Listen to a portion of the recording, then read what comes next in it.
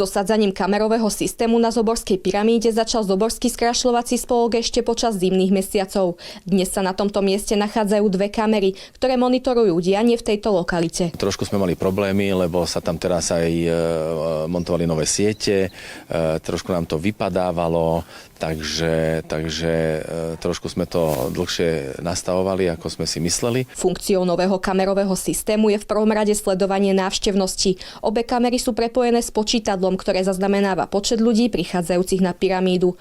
Podľa približných údajov Zoborského skrášľovacieho spolku prejde touto lokalitou niekedy aj viac ako 500 návštevníkov denne. Presné dáta sú pre nás veľmi dôležité preto, aby sme ďalej vedeli vytvárať ďalšie projekty. Merateľné indikátory, ktoré sa dajú použiť potom pre ďalšie investičné nejaké zámery a strategické plánovanie pre rozvoj turizmu v našom meste. Okrem monitorovania návštevnosti majú tieto kamery slúžiť aj ako preventívny systém pred vandalizmom či znečisťovaním prostredia. Máme monitorovaný celý priestor, máme tam ochranára prírody, pána Kuša, ktorý tam je nepretržite, takže ak sa tam niečo vyskytne, tak on vie zakročiť, ale v každom prípade veci, ktoré nevidíme, ale ak by sa stali nejaké veci, po ktorých by sme museli pátrať, takže tá kamera je na mieste. Projekt kamerového systému vznikol ako súčasť širších plánov Zoborského skrášľovacieho spolku na zlepšenie a ochranu lokality Zobora.